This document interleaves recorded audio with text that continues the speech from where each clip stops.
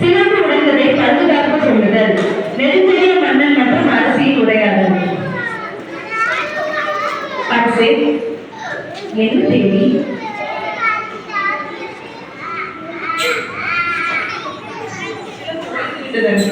அப்படியா? பாருங்கள்.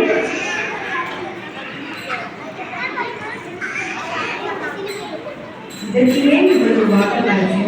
காலகாலமாக பாண்டிய மகாராணியின் பாதங்களை அழைத்து செல்வி எனக்கு என்னவோ இந்த சிறப்பு உடைந்தது பெரும் கவலையாக உள்ளது. அரசே, உடைந்தது என்ன மண்பாட்டமா? மீண்டும் ஒட்ட வைக்க முடியாமல் போய்விட இதோ இப்போதே சரி செய்ய சொல்கிறேன். யாரெங்கே? அரண்மனை பொற்காவலனை அழைத்து உடனே தேவியின் சிலம்பை சரி செய்ய சொல்லுங்கள். காட்சி 2. வாணிகம் செய்வதற்காக சிலம்பை வைக்க சொல்லுதல்.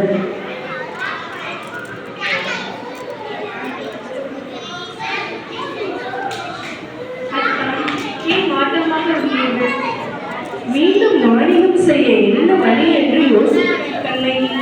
அதற்கென்ன, மதுரையில் சொந்தக்காரர்கள் நிறையவே இருக்கிறார்கள். முத்து விளைவித்து மாடி மாடியாக கட்டிக்கொண்டிருக்கிறார்கள். அவர்களிடம் நாம் உதவி கேட்கலாமே. உன் தகப்பனிடமோ என் தகப்பனிடமோ பெற மறுக்கும் இந்த உதவியை இவர்களிடம் கேட்பதா? மதுரையில் வாணிகம் செய்ய தொழில் இல்லாமல் இல்லை. தங்க நிற ஆடை தொழில், முத்து விளைவிக்கும் தொழில் என பல தொழில்கள் உள்ளன. ஆனால் எந்த தொழில் செய்ய வேண்டுமானாலும் அதற்கு பொருள் தேவை அல்லவா? அதற்கு நான் ஒரு யோசனை செய்கிறேன்.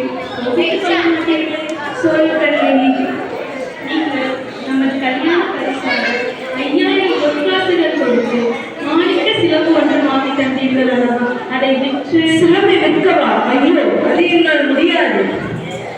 அத்தான், உங்களுக்கு உதவாத சிலம்பு என் காலில் அழகுக்காக இருந்து எண்ணப்படும்.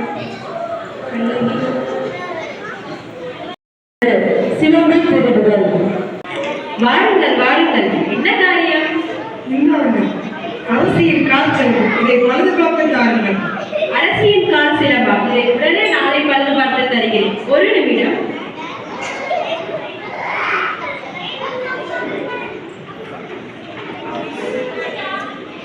மன்னியுங்கள் மன்னியுங்கள், தாமதமாகிவிட்டது. நான் வந்த வேலை முடிந்துவிட்டது. நான் சென்று வருகிறேன். நான் கால் சிலம்பை நாளையே பழுது பார்த்து நாளை அரசவைக்கு வந்து தருகிறேன். நன்றி. இருக்கட்டும், வருகிறேன். காட்சி 5. சிலம்பு காணவில்லை என்று பொற்கொள்ளன் அரசனிடம் சொல்லுகிறேன். அரசே, மன்னியுங்கள். அரசியின் கால் சிலம்பை காணவில்லை. என்னது, சிலம்பை காணவில்லையா? ஆம் அரசி, நான் பெட்டிக்குள் வைத்திருந்த சிலம்பை காலையில் திறந்து பார்க்கும் பொழுது அந்த சிலம்பை காணவில்லை. யார் திருடியிருப்பார்கள்? என்னிடம் வேலை பார்க்கும் 100 வேலையாட்கள் இருக்கிறார்கள். அதை யார் என்று சொல்வேன். அதை பற்றிய கவலை எனக்கு இல்லை. இன்னும் 2 நாட்களில் என் தேவையின் சிலம்பு அவள் காவல் பணிய வேண்டும். இல்லையே உன் தாய் வையப்படும். சரி அரசே. காட்சி 6. கண்ணையிடம் சிலம்பை வாங்கி விட்டு கோவலனும் மாணவர்களும் சொல்லுதல். அத்தான், என் சிலம்பை வாங்கிக் கொண்டு அதை விற்று பொருளை பெறுகிறேன்.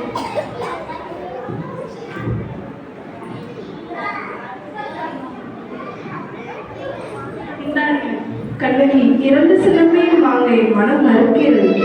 அப்படியெனில் ஒரே ஒரு சிலம்பை மட்டும் எடுத்து ஐயா, வாணிகம் செய்யும் யாரை உங்களுக்கு தெரியுமா? நானே வாணிபர் தான். இந்த சிலம்பை பாருங்க. ஆஹா, அற்புதம் அற்புதம், நன்றாக இருக்கிறது சிலம்பு. ஆனால் இதற்கு நான் விற்க வேண்டும் என்றால் எனக்கு இரட்டை சிலம்பாக தாருங்கள். ஐயா, இது மாணிக்கப்படர்களா சிலம்பு? மாணிக்கப்படர்களா? அப்படியானால் நீங்கள் அரண்மனை பொற்கொள்ளிடம் தான் கேட்க வேண்டும். இதோ அவரே வந்துவிட்டார். ஐயா, இந்த சிலம்பை பாருங்களேன். என்ன சிலம்பா? ஆமாம், விலையில்லா இந்த சிலம்பை விற்க சொல்லி கேட்கிறார். நீயா? எந்த ஊர்? நான் பூம்புகாரை சேர்ந்தவள். சரி, இங்கே நான் ஒரு நிமிடம் வந்து விடுகிறேன். அரசவைக்கு சென்று வருகிறேன். காட்சி 7. சிலம்பு கிடைத்து விட்டது என்று பொற்கொள்ளனிடம் அரசனிடம் கூறுதல். அரசே, சிலம்பு கிடைத்து விட்டது. அப்படியா? நற்செய்தி. பொற்கொள்ளன் விற்க முயற்படும் பொழுது கல்வன் மாட்டிக்கொண்டான். அது சரி, அவனை கொண்டு வாருங்கள். இதோ வருகிறேன் அரசே. ஐயா, தொழில காரியம் வெற்றிதானே? என் காரியம் வெற்றிதான், ஆனால் உனது காரியம் தோல்வியடைந்து விட்டது. ஏன் மன்னர் சிறப்பை ஏற்க மறுக்கிறாரா? அரசருக்கு ஏனையா சிலம்பு, அரசிக்கு தானே சிலம்பு. எனக்கு ஒன்றும் புரியவில்லை. எங்கே அந்த சிலம்பை கொடு. இதை விற்பதன் காரணம் அது உனக்கு தேவையில்லாத கேள்வி. திறமையான திருடன் தான். திருடனா? யார் திருடன்? நீதான். என்ன கூறுகிறீர்கள்? காவலரே, இவர் தலையை கொய்து விடுங்கள். நான் திருடவில்லை. இது என் மனைவியின் சிலம்பு. என்னை நம்புங்கள். இவரை கொன்று விடுங்கள்.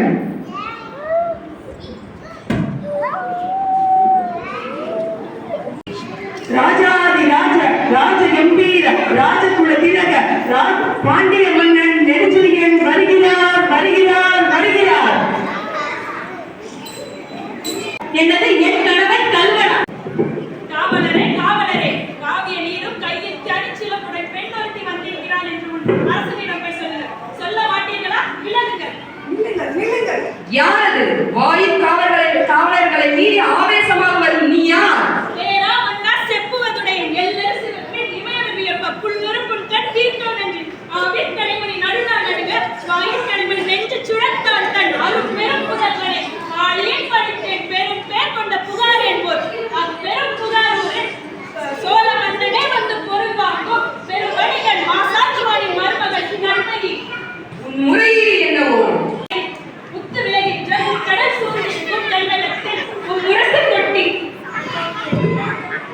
முரசு கொட்டி முன் செல்வம் வளர்த்து முன் கொடியின் நிழலிலே உன் தமிழை காப்பாற்ற உன் வேந்தர் பரம்பரையின் பெருமைகளை மூலியாக்க முடிந்தாயோ? என் முறையீடு என்னவென்று கேட்பதற்கு முன் நான் யார் என்று கேள். நீ யார்? கண்ணகி, கையில் தனிச்சிலம்புடன் வந்திருக்கும் கண்ணகி. உன்னால் கல்வன் என்று கொல்லப்பட்ட கோவலனின் மனைவி கண்ணகி. ஓ, சிலம்பு திருடிய கல்வனின் மனைவியோ? போதும் மன்னா, போதும். யாராயிரும் நாவாக்க மன்னா, நாவாக்க. யார் கல்வன்? என் கணவனா கல்வன்? இல்லை, அவனை கல்வன் என்று கூறிய கயவனே கல்வர்கள். கண்ணகி, ஆத்திரத்தில் அறிவிப்பதை இழந்து விடாது. தமிழகத்தின் நீதி கல்வர்களை சும்மா விடும் என்று நினைத்தாயா? அவர்களின் தலை வாங்கும். எது நீதி மன்னா? இதற்கு பேரா நீதி? இதற்கு பேரா நியாயம்? இதற்கு பேரா அறம்? இதற்கு உனக்கு பேரா அறம் காக்கும் மன்னன்?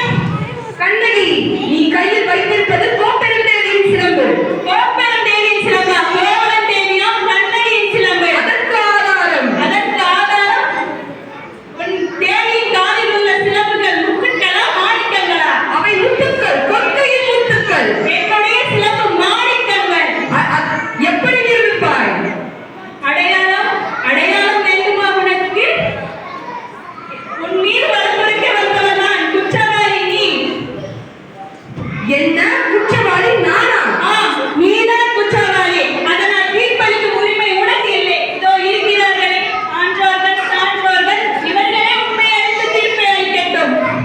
நீ முறையிடுவது தவறு கண்ணகி. உன்னிடம் ஏதேனும் ஆதாரம் உண்டோ? ஆதாரம் கேட்கிறாயா? இப்படி பல கேள்விகள் கேட்டு உன்னை குற்றமற்றவனாக்கிக் கொள்ள முனைகிறாயே.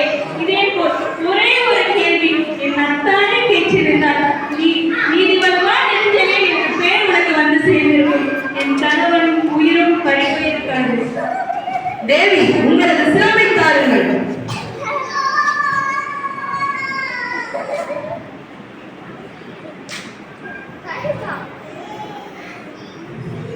இதோ பார், இவை அனைத்தும் கொற்கையின் முத்துக்கள். அடுத்தது தேவி,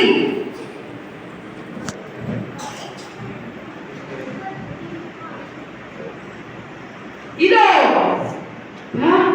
மாணிக்கப்படங்களா? மாணிக்கங்கள் அல்லை மன்னா, மாணிக்கங்கள் அல்லை, இரத்த துளிகள். தர்மத்தின் கண்ணீர் வடிக்கும் இரத்த துளிகள் மன்னா, இரத்த துளிகள்.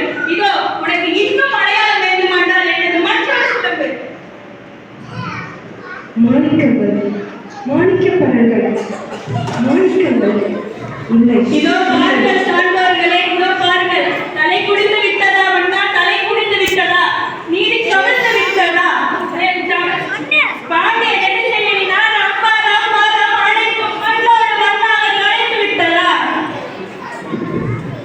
மறுபடியும் உங்களை கேட்டு நீதி வழங்கிய நானாம் மன்னன் இல்லை இல்லை